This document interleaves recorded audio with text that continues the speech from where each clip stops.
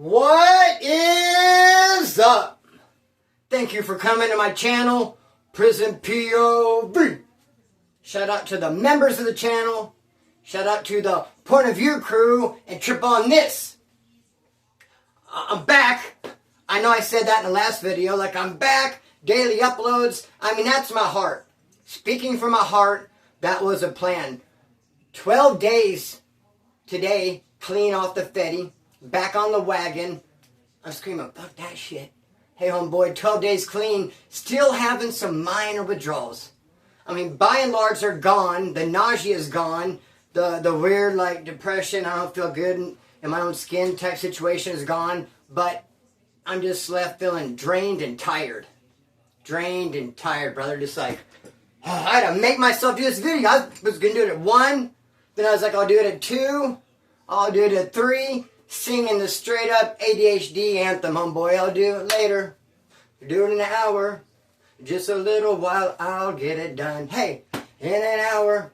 Oh, what was that? Spinner doing way too much. Hey, broski, trip out. 12 days clean. I'm proud of myself. And I hope I'm leading from the front. Hope I'm setting a good example. The withdrawal symptoms were not all that bad.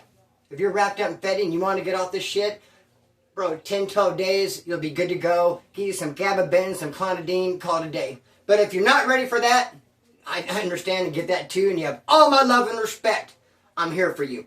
So trip out on this, bro. My truck is a head fuck. Well, I'm getting ready to break into more song and dance. Because, dude, my truck is a head fuck, dog. Listen to this. Now, when I bought it, I knew that the gas gauge was broken. Okay?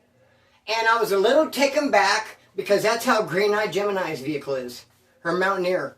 Gas gauge is broke. But she's a type, I mean, she has more money than me. She's able to constantly just fill it up. And she kind of gauges how big the tank is. You know, times that by the amount of miles minus divide by the gallons of gas. I don't know the equation, homeboy. She works it out. And she's pretty good at it. She never really runs out. So I'm like, okay, I think I can get it done. You know, it's a cool truck. Gauge don't work, whatever. Ethics, methics. But that's not the only problem, dude. Oh, no, not at all. As far as the gauge, gas gauge not working. Because what it's been doing lately is I put $6 in. No, I go to put $10 gas in. It only takes $6. I was like, whoa, full tank. Full tank, bro. Get my $4 change. Then I drive it all over the place to Walmart, back over here. And then I go to put $10 in. It only takes $5. I'm like, whoa, I filled it back up. The first 3 or 4 times that happened, I'm like, dude, full tank. It won't take any more. Now I'm realizing there's a problem. There is a straight up problem, homeboy, with it not taking more than $6 at a time. Snarf, snarf. And I looked up Chevy S10, year 2000, the one I have, and that's a common problem. The fuel system says it's a problem with the fuel gauge and with the not taking gas. So I'm going to have to get that looked at. Now I feel very uncomfortable driving. And tomorrow, Sue has a doctor's appointment.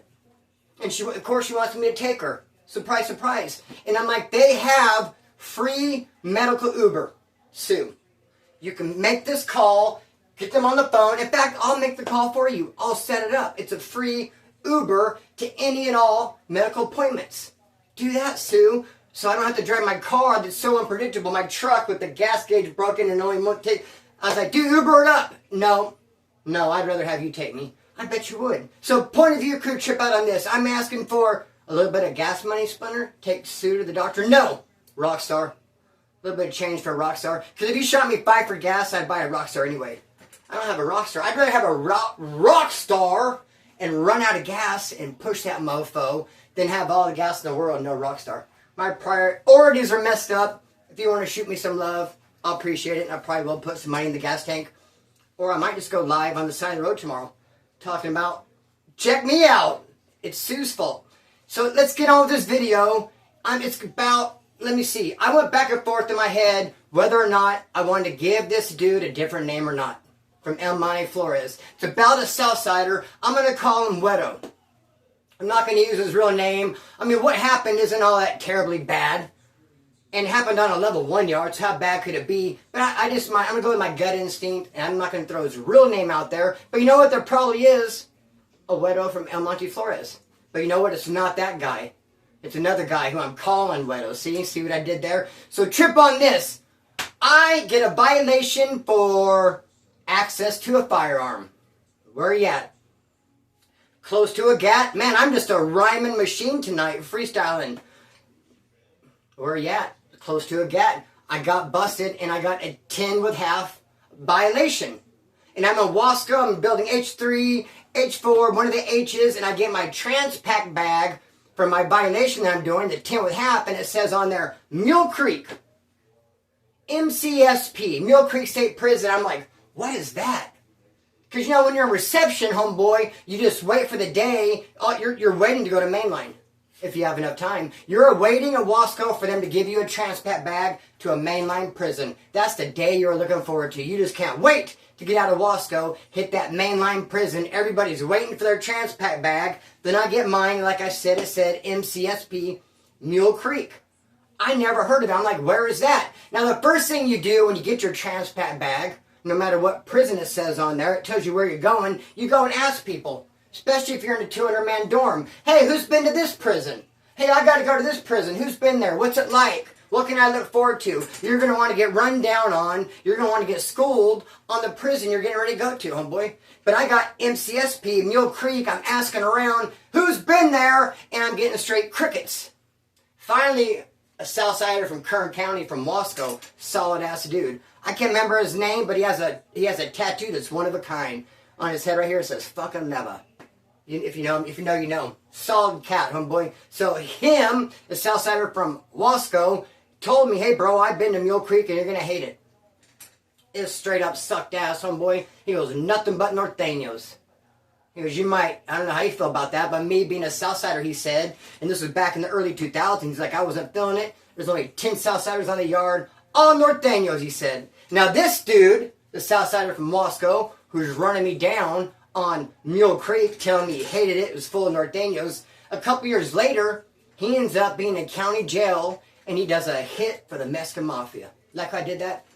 Did a hit. I felt like I had to just throw something in on there, homeboy. Something to make it pop, make those words pop. A hit for the Mexican Mafia. And the victim, who was curtains, by the way, I mean, they took him out, took his wind all the way. The victim, but when he was done doing what he was doing to him, spit on him. Where he at? They did this hit for the inmate. The dude ended up passing away before they leave the cell. After he gets that major beatdown, spits on him. So the cops come later, crime scene investigation. No, they do, and they take all the DNA, and dude gets busted because of that spit. And he ends up getting busted for the hot one. Ends up getting 10 with 85, whatever the case may be. And that's what the case may be. He got 10 with 85 for a hot one for his spit. So learn a lesson from that. I hope you don't ever pick up a hot one, God forbid. But if you do, don't spit on the body. Hell to the no. Okay, so be that as it may, brother. He's telling me about Mule Creek. He said it sucks. And I end up going there, and now I am in the gym. Sea Yard. And come to find out, Mule Creek was pretty PC'd up. I mean, like I said, this is early 2000. Wasn't a lot of protective custody. Not a lot of SMY jumping off. They had CMC East, and they had Mule Creek, like A and B yard trash. I was on Sea Yard, an active yard. And it was always going at it, north and south, homeboy. And I was in the gym on Sea Yard, waiting for committee to go to that level 1 yard on Mule Creek. Because when you're dorsal level 1, you have to go through committee first. You have to go through orientation. Sometimes you get stuck in the cells. I end up being in the gym. It's much better. You can move around. There's 100 people. You got more action. So I'm in the gym on Sea Yard, waiting to go to Mule Creek level 1. And of course, I'm active full blast. And I'm doing my rutina twice a day in the corner in the back of the gym. I used to have tattooed right here, Philip 4:13 on my stomach down here. It stood for Philippians 4:13. It's a Bible verse. I can do all things through Christ who gives me strength. Now I was in a set-free men's home back in the day, a drug program, set free, and it's full of freaking gangsters, homeboy. And they got those. And it's just full of gangsters, bro. The set free was. Even the people who ran it were all choloed out. And they had a rule. You can get tattoos in this drug program set free as long as they were Christian-related tattoos. Praying hands, a verse, maybe a cross. So I wanted to get a tattoo one day, bro, and I got Philippians 4:13. But I got Philip 413. So I'm back there in the back doing my workout, doing my burpees, my jumping jacks, doing my Navy SEALs, getting my grind on, working out, and there's these two Norteños that are just on my bumper.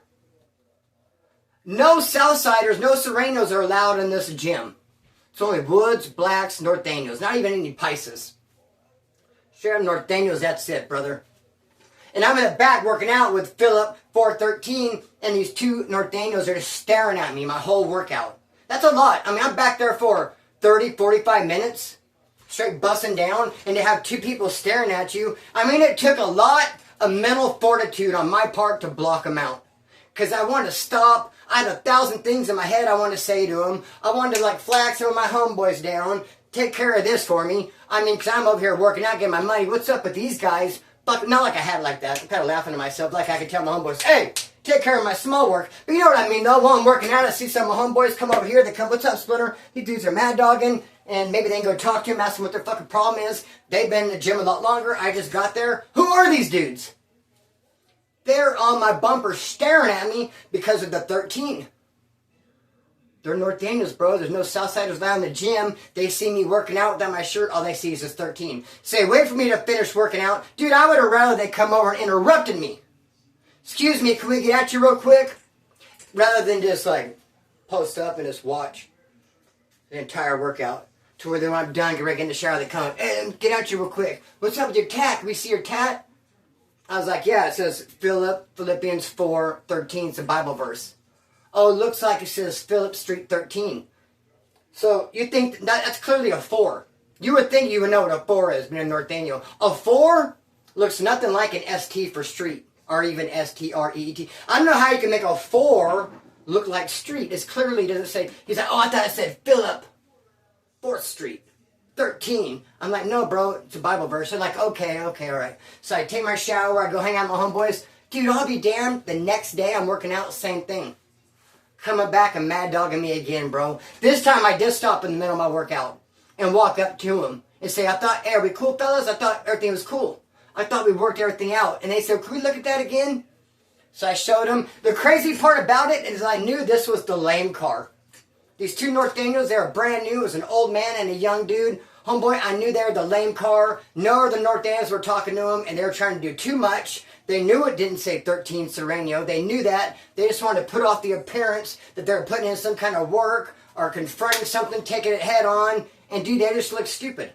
And they pulled me into their silliness. And I'm over here trying to get my freaking Jane Fonda on, and I don't freaking appreciate it one bit, bro. Hear my knee crack? That's how you know you're getting busy. On and cracking. Now I know where they get it from. So those dudes freaking sweated me almost every time I worked out. They would come stare at me. You know what I literally did because of these dudes? All bullshit aside. Because I would work out in my boxers. Everybody did. I mean, I got long orange pants, big old huge. I'm still in orientation. I got oranges still. Big old orange reception pants. I'm not going to work out in those. Just boxers. Everybody did it, bro. No socks, barefoot, back in the corner. Dude, working out, doing jumping jacks and Jane Fonda with boxers, with those state boxers not well made. Dude, my weenus is falling out. The P-slit. I mean, I'd be doing jumping jacks. I'd be seeing it out there. I wouldn't even be paying it no mind if I didn't have two dudes like staring at me. I'd be conscious of everything. Because if not for these two lame-ass Norteño dudes sweating me over a tattoo, a Bible verse, dude, my weenus can flop out all at once because no one's paying attention. If no one sees it, is it even really hanging out? I mean, if there's no one there to hear it, does the tree really make sound when it falls in the forest? I mean, if they weren't there, it wouldn't be an issue. There they are. So I had to sew up the pee hole on my boxers to keep my weenus from flying out during my Jane Fonda, because I knew every day I was going to have two dudes just like, checking me out, dog, the physic. So anyways, I end up going through orientation. I end up going over to the level 1 yard, and now here I am on the 1 yard. I still carried a banger every single day on Mule Creek level 1. But you know who it was mostly for? Other woods in general, the Sacramento car in particular. Dude, they set trip like no other. The Sacramento car would just set trip, bro. If you were a SoCal wood, you had nothing coming. That's why when I was there, that's when I tattooed SoCal wood on my shin. When I was there, bro, just to like represent to the fullest. Because they act like if you were SoCal wood. Did I say skin? Oh, no, I said shin. And I threw off my ADHD as a motherfucker. Bro, SoCal wood on mine represented the fullest. Sacramento did not like it. They felt like if you were from SoCal, you weren't about shit, homeboy. Dude, it used to piss me off what they used to do to me. Trip on this. I got a bunkie named Whip from Sacramento. He didn't use. He was there 10 years for a DUI. He got DUI, turned into a homicide, a manslaughter. He's doing 10 years. He's in love with this girl named Rose. He tattooed a rose on his wrist. And his name was Whip, and he's an alright dude. Didn't use, homeboy. So every weekend, the Sacramento car, the woods, hit fat. And they go around and break off all the Sacramento woods for free. A little goodie bag. And so they knew that Whip, my bunkie, didn't use, but yet every weekend they'd come offer him something. And he'd say, no, I'm good. And I'd be standing right there, and they just walk right on past me. I mean, why not be like, hey, Whip, you want this? He's like, no, I'm good. They go, oh, well, here you go, Splinter. Not one time, bro. You would think at least once, they're like, well, fuck it, here you go, Splinter. I mean, I'm standing there like, hello, do you see me? I mean, I wore my brightest color clothing. I stood in the sun. I stood in his way where he had to, like, walk around me. No, I'm kidding. I didn't throw myself out there. But, dude, it used to piss me the fuck off. How they'd always walk up, offer something to Whip, nah, I'm cool, and then just walk past me like I ain't shit. You can't kick me down, just come out from the sack. And I used to tell Whip, dude, get it and fucking give it to me. I can't even believe I'm having to even explain this to you, Whip. It should be a no-brainer, bro. It should be when they say, hey, Whip, you want this? You go, yeah, cool, get it. And when they leave, go, here you go, Splinter. I mean, what the fuck, dog? He's like, nah, I don't want to get caught in the mix. What mix? Thank you. Here you go, Splinter. I mean, what mix is there? But you know what? He's kind of right. That probably could come back to bite him in the ass. A couple months later, hey, Whip, we've been giving that issue every weekend. We do that for everyone in our car. You've been giving it to your bunkie. I mean, I don't know. I didn't think that deeply into it. I wouldn't give a fuck if he did get hemmed up for it. Whip, give me your issue, fool. Be that as it may, dog. So, anyway, level 1 yard. And I need to explain how they're situated, the buildings. There's 2 buildings. There's a 1 building and a 2 building. And when you go inside of them, bro, they're really broke up. They're not like a gym. It's not like you walk in, there's just beds everywhere. No, dude, there's cubicles everywhere. There's sections. You'll walk in this section, and it'll have like a cubicle of 8, 8, 8, 8. And then you come out and you go in this I was in section F. That should let you know how many sections there are. A, B, C, D, E, F. So at least 6. Probably G and H, a bunch of different sections. And then the sections are broken up into sections, are broken up into cubicles. It's kind of a trip. And everyone can have a TV there too, bro. It's a level 1 yard. You can have a TV right there on your freaking locker. You're doing good time, homeboy. Do time. Don't let time. Do you. So I meet this Southsider from El Monte Flores named Guero. My little section, section F, of all those dudes, 8, 8, 8, 8, every last one of them are white. And I'm tripping on it way now more, as I recall this story, than I did back then. I don't remember back then thinking to myself, damn, dude, we have like an all-white section. There's not one North Daniel up here. There's not one black dude. And I didn't, in hindsight, go around to see if they were all racially separated. I don't think they were, but ours just happened to be all white dudes. I'm not saying it's a good thing. I'm not saying it's a bad thing. It is what it is what it is, and it kind of fits this story. Because Guero from EMF would always hang out in my section, which is nothing but white people. No Southsiders. He was always there. He was in my section more than I was. This Southsider dude. And I noticed he started growing his hair out. Kind of like where it's bushy and fluffy, like a grown out. All the Southsiders would bick their hair. Bick it. Shave it all the way bald with a bick razor. Not him. He bicked it. He allowed it to grow out to bushy, so he doesn't even look like him no more. He's playing guitar. And he's listening to like Social Distortion and Slipknot. He's listening to heavy punk rock and heavy metal. And dude is blending in and acting like a white dude.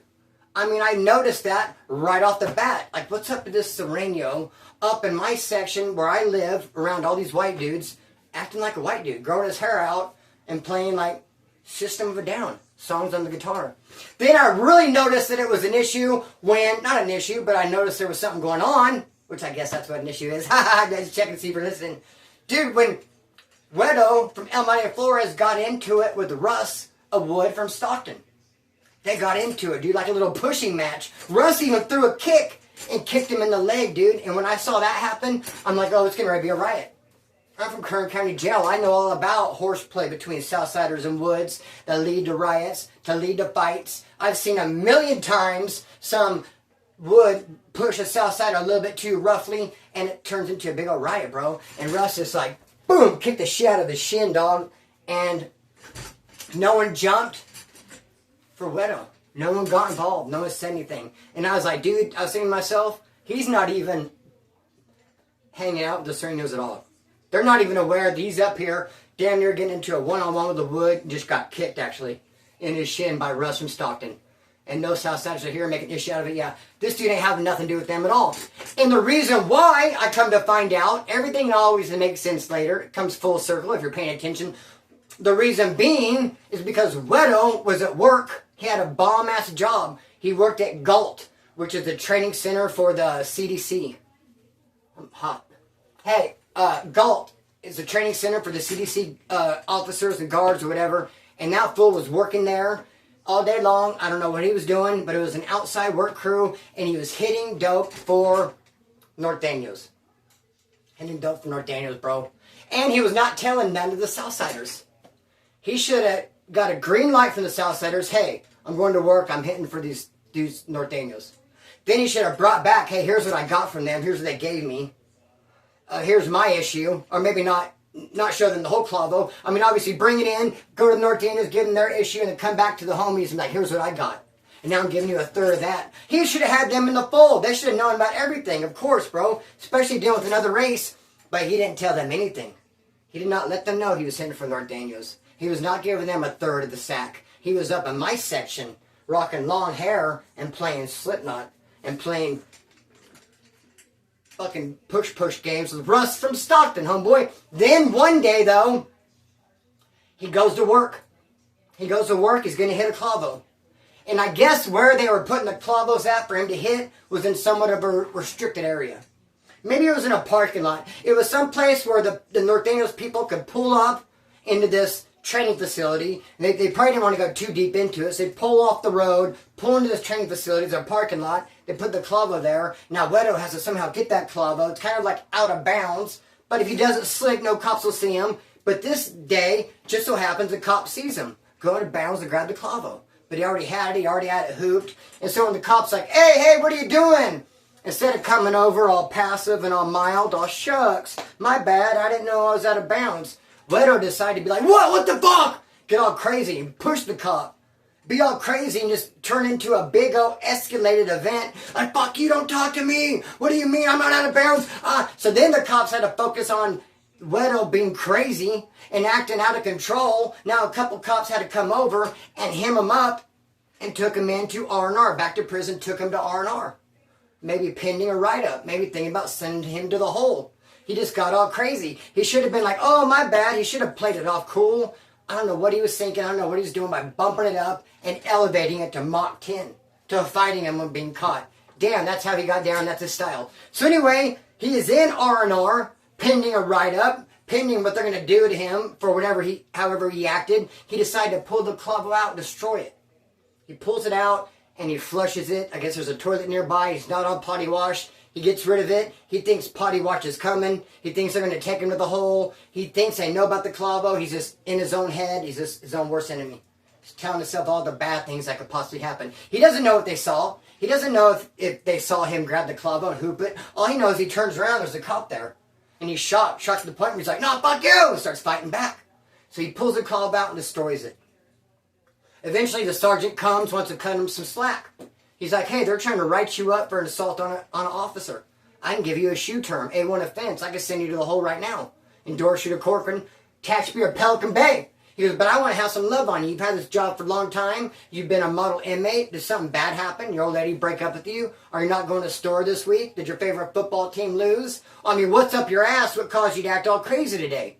Widow's like, oh, I don't know, just my bad. Cop said, I'm cutting you a major break. We're going to just send you back to the unit. Come to work tomorrow with a smile on your face.